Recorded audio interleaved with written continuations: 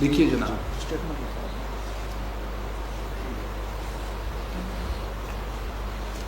There have been numerous. I begin in this concluding order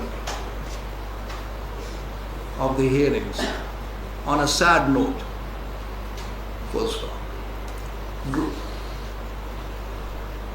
during our trainings and pupillage with senior counsels, we were trained never to interrupt a judge once he starts dictating an order. We were trained never to speak over a judge. We were trained even if you did not agree with even a word of what the judge was deciding.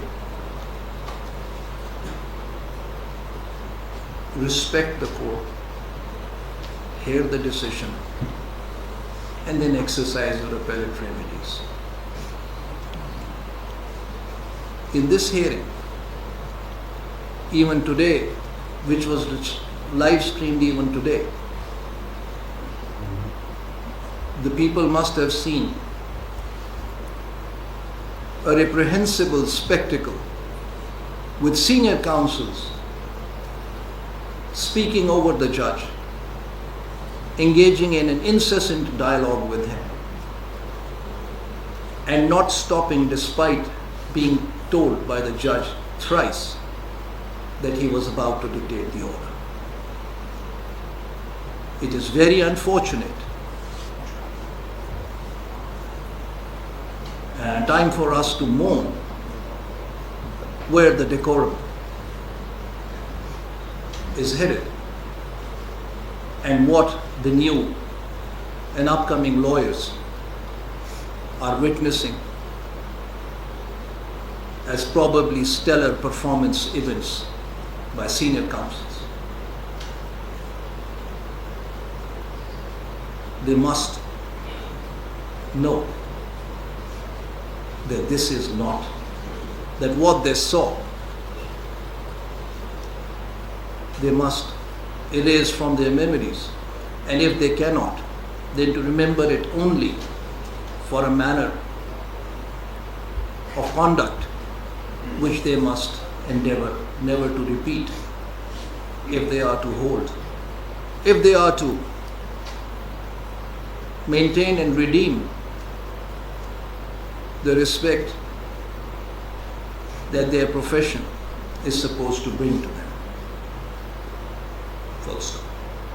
Next paragraph. Today is the 42nd hearing.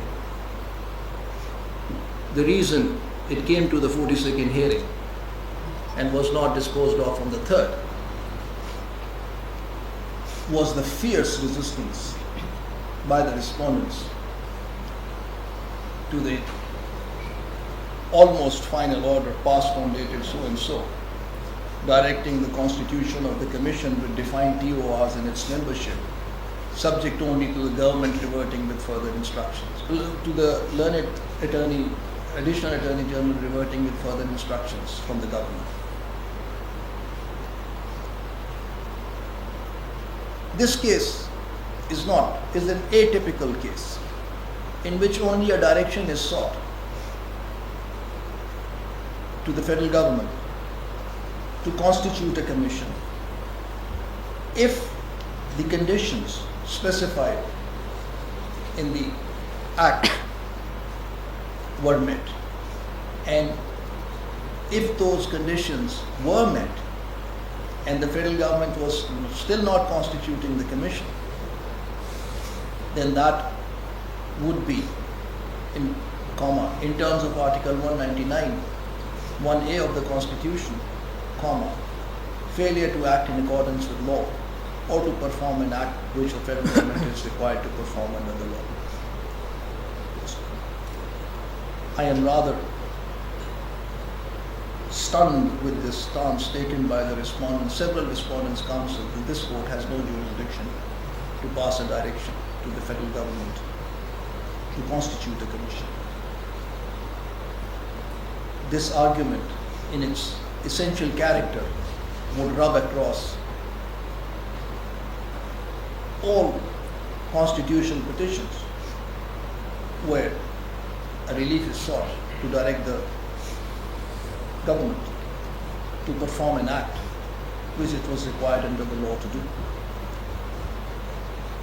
First, in view of that stiff opposition, the court in this atypical case had to see whether there existed sufficient circumstances which would alert a government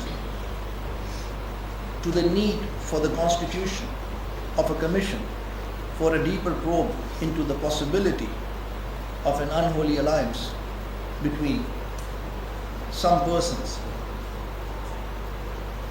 and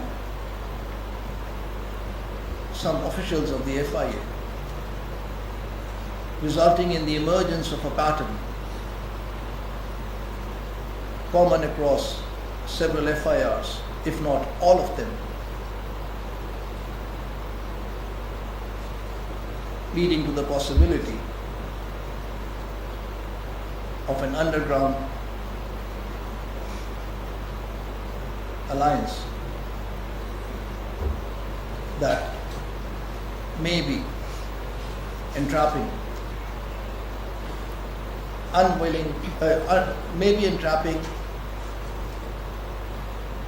people into acts of blasphemy which they walk into unwittingly and without a genuine intention to commit blasphemy. This was all that this court had to see. It did not have to determine whether the blasphemy gang actually existed the way it did. It was alleged. It did not have to determine whether the actual entrapment took place, and above all, as has been portrayed quite incorrectly, it never had to determine whether the accused in those particular cases, in those FIRs, were actually guilty. The entire scope of these proceedings had been pre-registration of a case or during the investigation, but before the trial began. This point remained lost on the respondents throughout, who could not see the distinction between the actual return of guilt, return of a verdict of guilt by the trial courts versus the existence of some gang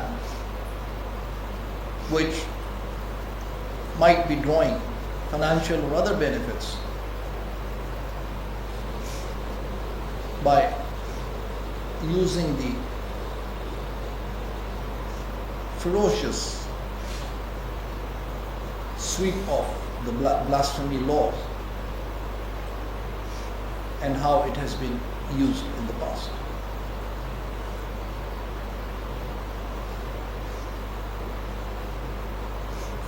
Therefore, the onus rested primarily on the petitioners to show to the court some instances which lend credence to the NCHR's report and the special branch report of the existence of a pattern.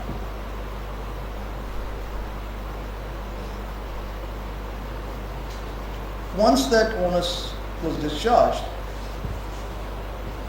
because it was not a contest between two private parties, as is usually the case, and on the analogy of which the entire case was argued by the respondents' counsels,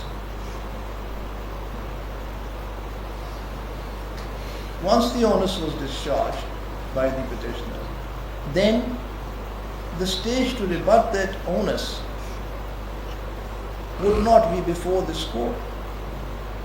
but would be before the commission. Because this court is not to decide whether a black gang actually exists. It is the commission which will decide.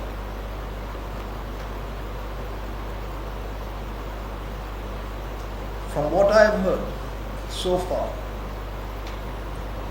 I am of the view,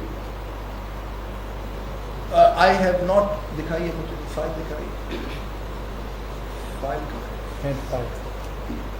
From the on the 46, 42 hearings, but you know लिखिए.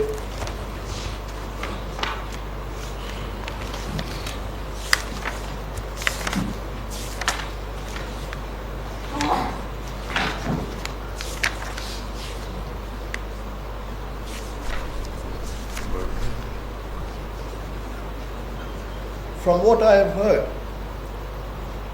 since the 7th hearing has only reinforced the conclusions that I had reached in the 7th hearing, when the order dated 31st of January 2025 proposing the constitution of the commission and its TORs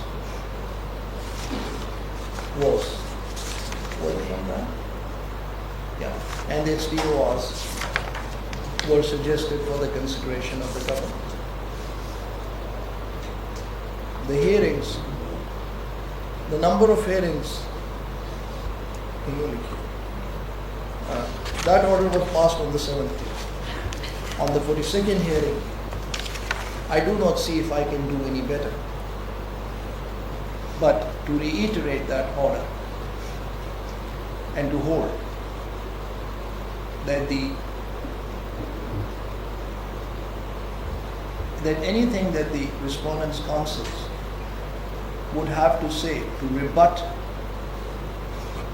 the circumstances presented by the petitioners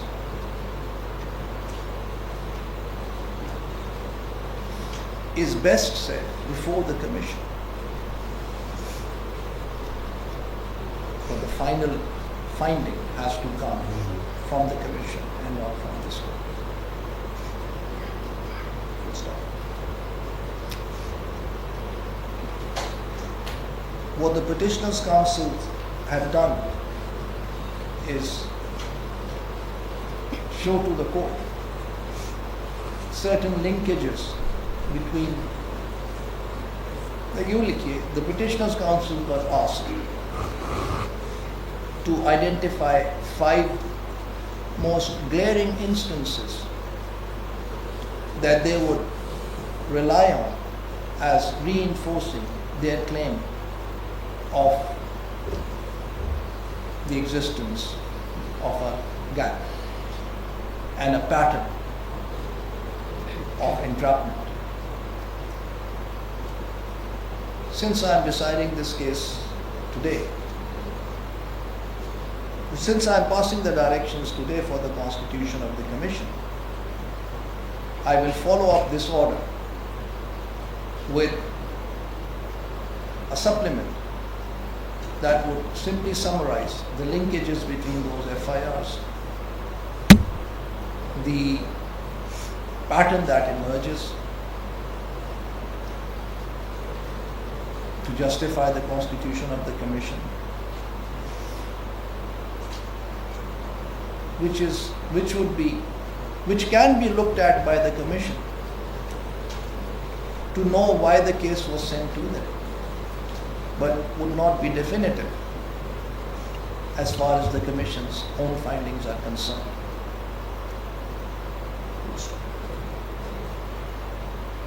The supplement, I will also in that supplement note why only a commission is appropriate in the circumstances and not a JIT. The respondent's argument that they have not been heard or might not be fully heard is not relevant in this case, because they will be heard before another forum, which is the one to decide whether to return a finding of the existence of a gang or not. I may also suggest additional TORs for the consideration of the government if it considers them appropriate to include as a consequence of the proceedings that have taken place before this court, which, on a quick thought, include the Commission's examination of the existing framework for the receipt, collection, monitoring, preservation and presentation of digital evidence, which requires an urgent and fresh approach to be taken in order to prevent and obviate, or rather minimize, the tremendous potential for abuse of digital evidence in comparison to physical evidence. Full stop. Further, I am also of the view that given the importance of this case, this court will exercise continuous mandamus and therefore will expect and therefore directs as follows. A copy of this, the government will constitute a commission within 30 days from today. Full stop. The commission will conclude its proceedings within 4 months, and should it require further time, it may approach the court for extension of time, subject to good cause being shown. Full stop. Disposed of accordingly. Thank you. withdrawal का